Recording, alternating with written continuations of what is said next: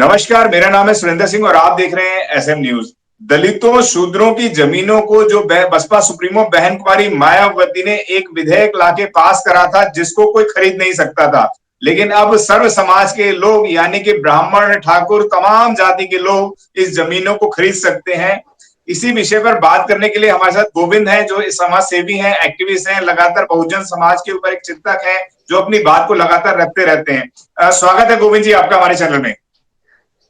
सादर जय भीम सुरेंद्र जी, और सभी आपके सभी सम्मानित दर्शकों को भी मेरा सादर जय भीम, नमस्कार, आदाब, सलाम जी। जी। हाँ गोविंद जी, हम आपसे जानना चाहेंगे कि दलितों की जमीनों को जो अभी विधेयक लाया जा रहा है जिसको बिना डीएम की मंजूरी के कोई जमीन नहीं खरीद सकता था, लेकिन अब जमीन कोई भी खरीद सकता है, इसका सीधा सीधा फायदा किसे मिलेगा और क्या दलितों की जमीनों को बेचने का कार्रवाई शुरू की जा रही है, वह हमें बताएं।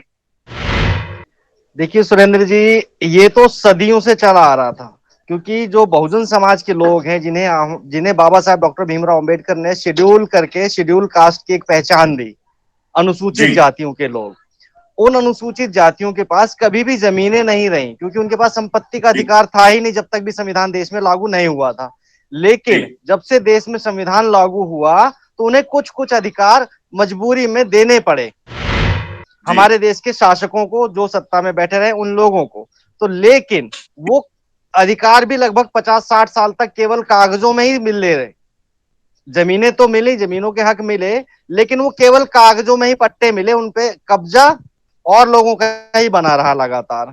लेकिन जब पहली बार इतिहास में बहुजन समाज पार्टी की सरकार उत्तर प्रदेश में बनी, जो पहली बार 3 जून 1995 को बहन कुमारी मायावती जी की सरकार बनी थी, उस सरकार जी ने बाकायदा ये कानून बनाया था कि शेड्यूल कास्ट की या अनुसूचित जाति की जो जमीनें हैं, जो भी उनके मालिकाना हक उनको दिए गए हैं सरकार के द्वारा, 3 एकड़, 5 एकड़, कहीं 5 बीघे, अलग अलग जगहों पर लगभग 7 लाख एकड़ से अधिक की जो जमीनें थी वो बहुजनों को दी गई थी। अब ये जो सरकारें हैं, इन सरकारों की मंशा तो शुरू से यही रही कि पहले ये लोग दबे कुचले गुलामी पे मजबूर क्यों रहे, क्योंकि इनके पास संसाधन नहीं थे, इनके पास खाने कमाने का जरिया नहीं था। लेकिन बहुत छोटी तादाद में वो जमीनें उन लोगों को मिली, शेड्यूल कास्ट के लोगों को मिली। जी अब उनसे भी इनको छीनने का एक बहुत भयानक प्रयास किया जा रहा जी है वर्तमान सरकार के द्वारा, कि भाई अब कोई परमिशन नहीं चाहिए। अब जब पहली चीज तो जो अनुसूचित जाति के जो लोग हैं, दबे कुचले शोषित वंचित लोग हैं, उनके पास जमीनें ना के बराबर हैं, और जो थोड़ी बहुत हैं भी, उन्हें भी कोई भी आके डरा के धमका के जबरदस्ती अपने नाम करा लेगा। इनकी सीधी जी सीधी मंशा है उनसे वो जमीनें छीनने की। जी। जी मैं पहले आपको यहाँ पर एक ट्विटर पढ़ा देता हूँ जो मयंक ने लिखा है। उन्होंने लिखा है, बधाई हो, फ्री राशन के चक्कर में जमीन ही चली गई। बड़ी खुशी खुशी वोट डाला था, बोल रहे थे फ्री राशन मिल रहा है और क्या चाहिए। पहले पेंशन खत्म करी, फिर सरकारी नौकरी खत्म करी, फिर सरकारी कंपनियों को ही बेच दिया ताकि कोई नौकरी मांगे। अब जमीन छीन लेंगे, अमृत काल के हैं, मजे करो। तो ये लिखते हैं मयंक, जो आपने देखा। जी दलितों की सुरेंद्र, जमीन से सीधा फायदा किसे होगा वहां गोविंद जी, वह हमें बताएं। दलितों की जमीन किसके पास जाएगी? जो लोग सक्षम है, जिनके पास सारे संसाधन है। आज आप देखिए, अगर हम समस्त भारत के आंकड़े उठाकर देखें तो शेड्यूल कास्ट जी के लोगों के पास ना तो अपनी फैक्ट्रियां हैं, ना अपने संसाधन हैं, ना कहीं ठेकेदारी में है, मतलब किसी गिनती में आते नहीं। कि बहुत मुश्किल से कुछ हद तक जो बाबा साहब डॉक्टर भीमराव अंबेडकर तो लेके आए थे पूना पैक, मतलब वो तो लेके आए थे 2 वोट का अधिकार, पूरा एक कॉम्बिनेशन। उसको फिर महात्मा गांधी जी ने पूना पैक्ट के रूप में झुंझुना पकड़ा दिया जी, आरक्षण का। आरक्षण बेसिकली बाबा साहब की मांग नहीं थी, ना बाबा साहब ने दिया। ये आरक्षण जो दिया था महात्मा गांधी जी ने दिया था, आमरण अनशन करने के बाद। वो थोड़ी सी लंबी कहानी, लेकिन शॉर्टकट में बताऊं तो उस आरक्षण के बाद कुछ अनुसूचित जाति के लोग भी सरकारी नौकरियां करने लगे, कुछ सक्षम बने, कुछ ने अपने पैसों से, इकट्ठे किए हुए पैसों से, अपनी हाड़ तोड़ मेहनत की कमाई से कुछ जमीनें खरीदी। और लेकिन आज की सरकार अगर इस तरीके की नीतियां बना रही है कि पहले जो रोक लगी हुई थी कि अनुसूचित जाति की जमीन केवल अनुसूचित जाति का ही व्यक्ति खरीद सकता है, तो उस रोक को हटाने के पीछे इनकी मंशा यही है कि जैसे पहले इनके पास खाने कमाने के साधन नहीं थे, इनको फिर से संसाधन विहीन कर दिया जाए, इन्हें फिर से गुलाम बनाया जाए। इनकी सीधी तौर पर मंशा यही है। और हमारे जी बहुजन समाज के लोगों को पूरे भारत में जो दबे कुचले शोषित वंचित लोग हैं उन्हें भी समझना चाहिए कि कोई भी इंसान हो, चाहे कोई सरकार हो, चाहे कोई व्यक्ति हो, क्या आप फ्री में, मुफ्त में किसी को कोई चीज दे सकते हैं? आप अपना वोट तक भी मुफ्त में नहीं देते।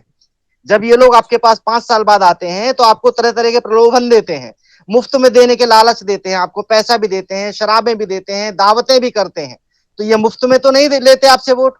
जब आप अपना वोट इन्हें मुफ्त में नहीं देते तो ये आपको कोई भी चीज मुफ्त में क्यों दे देंगे? हमें समझना जी पड़ेगा, ये कोई भी चीज फ्री नहीं है। मुफ्त जैसी चीज कहीं कोई होती ही नहीं है। जी मुफ्त देने के पीछे शिकारी जब भी आपको दाना डालेगा तो उसके जाल को पहचानना बहुत जरूरी है। इनका ये जाल जी है। हमें तरह तरह की मुफ्त की चीजें कैसे देने में सक्षम होते हैं? हमारे वोट के द्वारा। जब तक हम अपना वोट इन्हें नहीं दे के देंगे तो क्या ये अपने घर से लेके आते हैं ये सामान? इनके इनके जो पुरखों की पुश्तैनी जायदाद होती है क्या ये जो फ्री देते हैं? चाहे जी केजरीवाल जी हो, चाहे मोदी जी हो, जो 4 किलो अनाज दे रहे हैं, ये बिजली पानी फ्री दे रहे हैं, क्या ये अपने घर, अपनी पुश्तैनी जायदाद में से दे रहे हैं? इनको इतना सक्षम बनाया किसने? हम बहुजनों ने, हमारे वोट ने। एक साधारण व्यक्ति को हमने अपना वोट दे दिया, वो देश का प्रधानमंत्री बन गया, उसके हाथ में सत्ता आ गई। हमें इतनी सी बात कब समझ में आएगी, हमारे समाज के लोगों को ये बात कब समझ में आएगी कि हम अपना वोट किसी और को ना दें? हम देने वाला समाज है। अपना वोट अपने आप को दें, खुद अपने आप को दे के अपनी सत्ता खुद स्थापित करेंगे तो हम मांगने वाले नहीं रहेंगे, हम देने वाले रहेंगे। फिर इस तरीके जी की जो साजिशें हो रही हैं, ये छोटे छोटे से इनके बहुत बहुत बड़े प्रयास हैं ये। अब आप खुद सोचिए, जब कोई परमिशन, गोविंद जी किस तरीके से इसको रोका जा सकता है? क्योंकि दलितों के पास ले दे के बहुत थोड़ी सी जमीन होती है, ज्यादा से ज्यादा 1 बीघा 2 बीघा, और उसके अंदर भी कहीं आंधी बरसात आया कोई इसमें जानवर घुस जाता है तो भी फसल खराब हो जाती है। तो किस तरीके से जो किसान है, जो दलित किसान है, वह अपनी जमीन को रोक पाएंगे? किस तरीके से रोक पाएंगे, वह हमें बताएं। सर, रोकने का सबसे ठोस तरीका है अपनी खुद की सत्ता खुद स्थापित कर लो। और जी हम किसको कह सकते हैं? जितने भी हमारे देश में अब तक शासक रहे हैं, सदियों से जिन्होंने शासन किया है, क्या कभी उन्होंने समानता की तरफ ध्यान दिया कि सभी लोग, जी सबको समान अधिकार मिले? ये अधिकार हमें कब से मिलने लगे? जब से भारत में संविधान लागू हुआ। और संविधान की मूल भावना पर क्या आज की राज्य सरकारें या केंद्र की सरकार चल रही है? क्या नहीं चल रही। तो जी उसका एकमात्र समाधान है कि हमें अपनी सत्ता वो बनानी होगी जो संविधान को उसकी मूल भावना के अनुरूप लागू करने में सक्षम हो। जी हमें आपसे अपनी हमारे साथ सत्ता, गोविंद ने, जी बिल्कुल, गोविंद ने बताया कि कहीं ना कहीं बहुजन समाज को अपनी सत्ता लानी होगी और अपनी सत्ता को समझना होगा कौन सी उनकी पार्टी है। बाबा साहब डॉक्टर बी आर अम्बेडकर ने भी कहा था, one party one banner one leader, speech number 113 में कहा था बाबा साहब ने, जिस दिन हमारी वन पार्टी होगी, वन लीडर होगा, उस दिन बहुजन समाज लोगों की अपनी सरकारें होंगी। जैसे बसपा सुप्रीमो बहन कुमारी मायावती ने भी उनके शासनकाल के अंदर, जब उनकी सत्ता थी, तो कोई भी देश के, वहां पे उत्तर प्रदेश के अंदर कोई भी बलात्कार नहीं हुआ, कोई ऐसी घटना नहीं हुई जिसकी वजह से घोड़ी पे नहीं चढ़ने दिया गया हो या उसकी मूछें रखने पे उसे हत्या कर दी गई हो। यहाँ तक कि किसी बच्चे ने अगर मटके से पानी पी लिया हो तो उसकी भी मृत्यु कर दी गई हो या उसकी पिटाई कर दी गई हो। इस तरीके की वारदात कहीं भी देखने में नजर नहीं आई थी।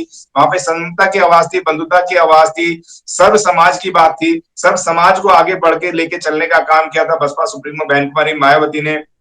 गोविंद जी ने जैसे बताया कि कहीं ना कहीं फ्री के चक्कर से हमें बचना होगा। कहीं हमें जो है इस वक्त जिस तरीके का राशन 5 किलो मिलता है, हमें तेल फ्री में मिल जाता है, हमें बस की टिकट फ्री में मिल रही है, तो ये फ्री का लालच कुछ भी फ्री में नहीं मिलने वाला है। अब ये फ्री जो है वह कहीं ना कहीं देखने में आता है कि दलितों को अपनी जमीन देके इसका हिसाब किताब पूरा करना पड़ेगा। जबकि देश के अंदर इतनी जमीन है, वह कहीं से भी कुछ भी डेवलपमेंट कर सकते हैं, लेकिन इस शोषित वंचित जमात को कहीं ना कहीं फिर दोबारा से इनके गले में हांडी डालने का प्रावधान बनाया जा रहा है, इनसे शिक्षा विहीन करा जा रहा है इनको। तो ये लोगों को समझना होगा और कहीं भी अपनी जमीन को ना बेचें, किसी भी लालच में ना बेचें। समाज के लोग कहीं ना कहीं हर जगह खड़े हैं, लेकिन फिर भी जैसे गोविंद ने बताया, अपनी पार्टी को समझना होगा, अपने लोगों को समझना होगा। और जिस दिन आपकी पार्टी आपकी सत्ता आएगी और अपनी ताकत से अपनी इस जमीन को बचा सकते हैं। धन्यवाद गोविंद, जो इस विषय पर आपने हमारे साथ चर्चा करी। बहुत बहुत धन्यवाद।